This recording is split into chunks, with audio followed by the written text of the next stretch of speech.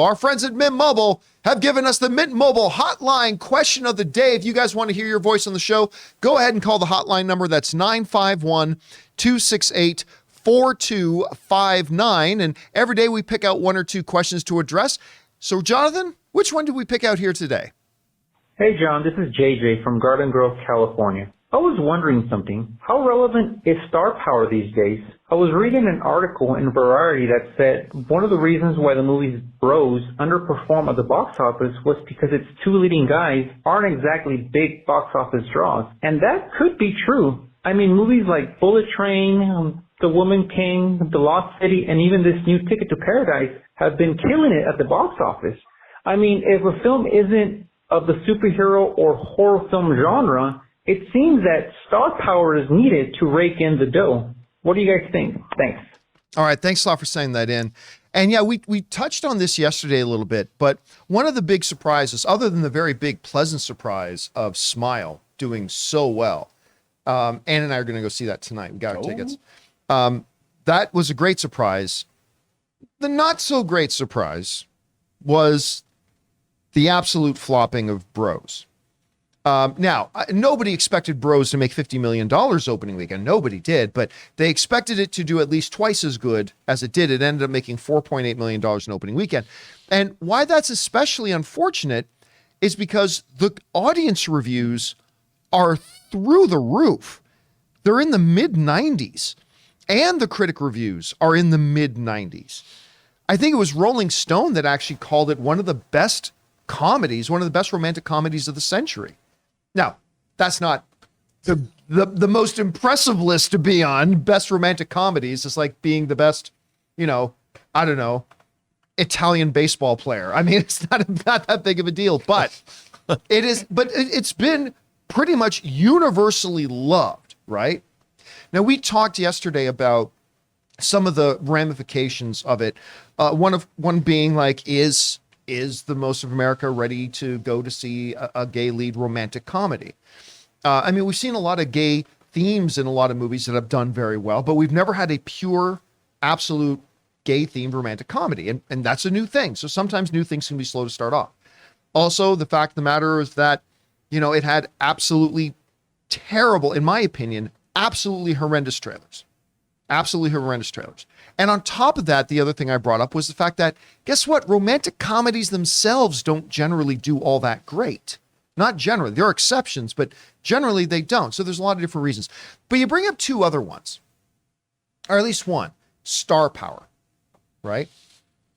And when we talked yesterday about Lost City with Brad Pitt's in there, Channing Tatum, and what's Speed's girl's name again? Sandra Bullock and Neil Sandra Patrick Bullock. Harris is the bad guy, right? No. Harry Potter. Harry Potter. Yeah. Neil Patrick Daniel Harris, Radcliffe is in Daniel there. Radcliffe. By the way, I'm going to the premiere of the new Weird Al movie with Daniel Radcliffe this week. Oh, very excited about that. That's at Beyond Fest, isn't it? Yeah, I'm very, very excited about that. But anyway, so in that movie, you have Channing Tatum, Sandra Bullock, Brad Pitt, big names, Bullet Train.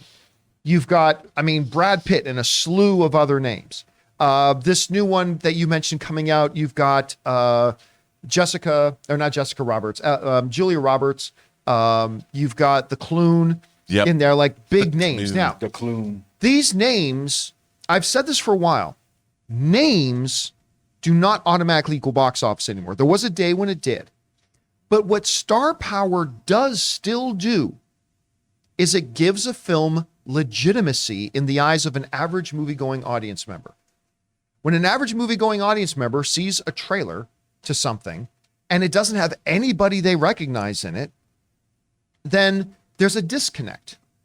When they see a trailer that has a bunch of faces they know and recognize and trust, it doesn't automatically mean they're going to run out to the movie theaters. Those days are gone. But it does put it in their minds, and this is unfair. I know it's unfair. But in their minds, it's, this is a real movie.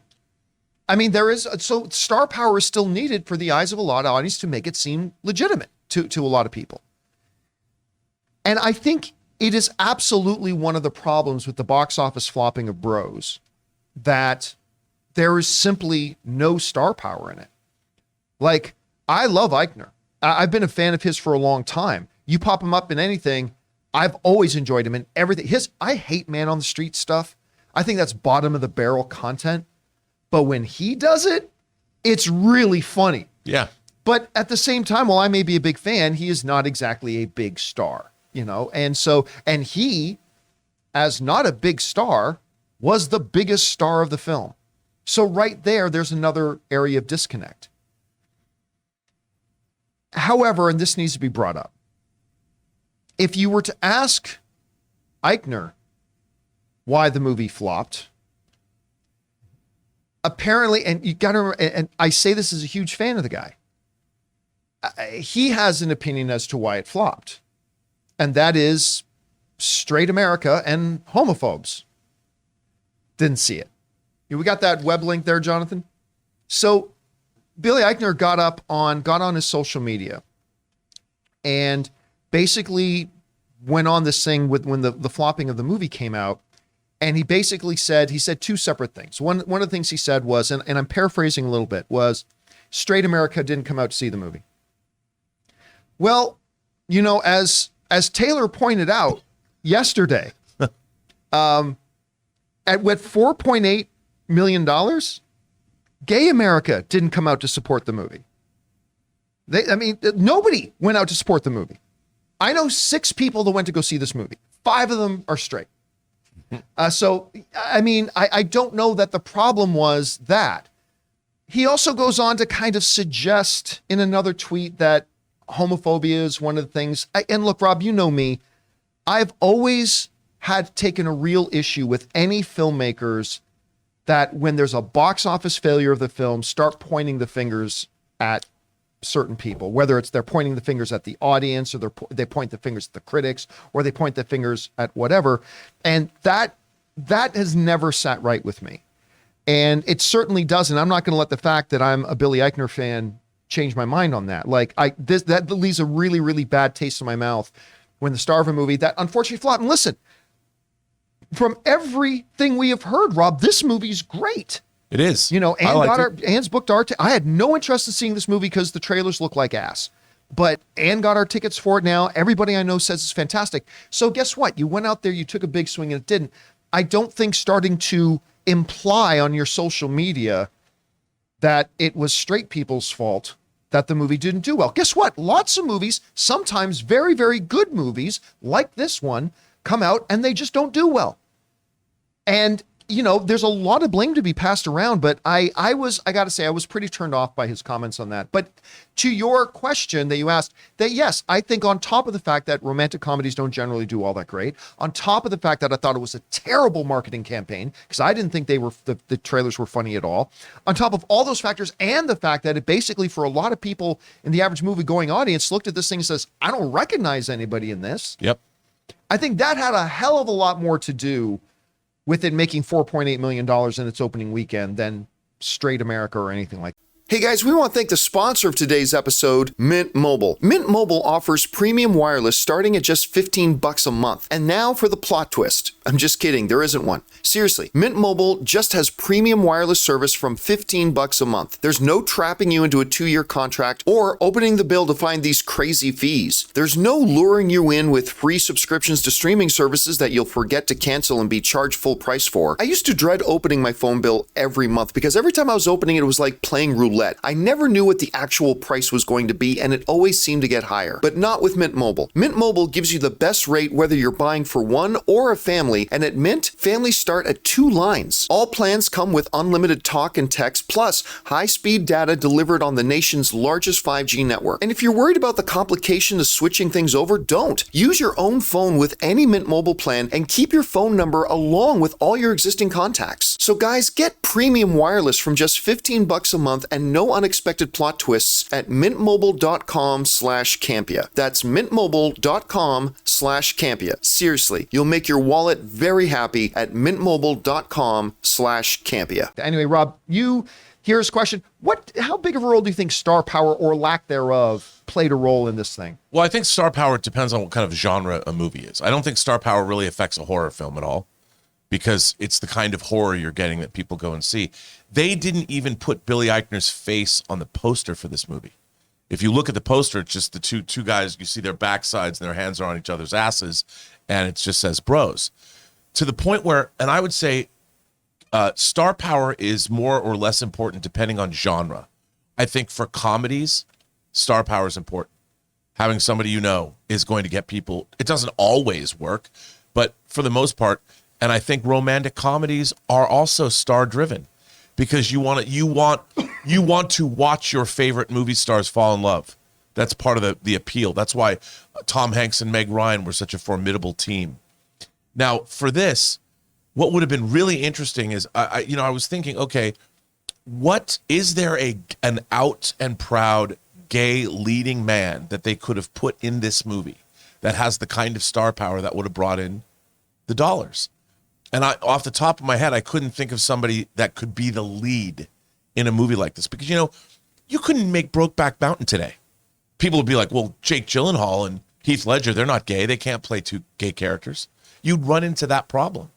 And I maybe back in the day, someone like I'm not so sure I believe that, because when you look at one of the more celebrated TV shows the last number of years, Modern Family, right, which won tons of awards, whatever, one of the actors who played Stone Street at Stone Church or Stone Street, what's the guy's name? Anyway, one of the couple of gays is a straight actor. Nobody ever complained about that. No, but I think that was pre where we're at now. Just like Will and Grace. I mean, Eric McCormack, married guy, he wasn't gay, and he played Will and Grace, and then they brought Will and Grace back. So I think it depends what era we're in, because we're in a new place. I think Modern Family predates that, but I was thinking about that, and in a way, I think with this particular movie, I think the star power of it really did in fact hurt it, because I do think a romantic comedy relies on star power to work. I remember the trailer I watched this morning, Shotgun Wedding, the new J-Lo movie. I watched that trailer today, and I just because it struck me, I loved J-Lo's presence, not Jennifer Lawrence. I loved her presence in the trailer. I thought to myself, I am going to watch this movie because I want to see her in this particular role. I had no interest in seeing Shotgun Wedding until I saw that trailer, and I'm like, and it's her. Jennifer Coolidge is in it. The cast looks pretty funny. Well, look at her last movie, right? Marry Me. Right.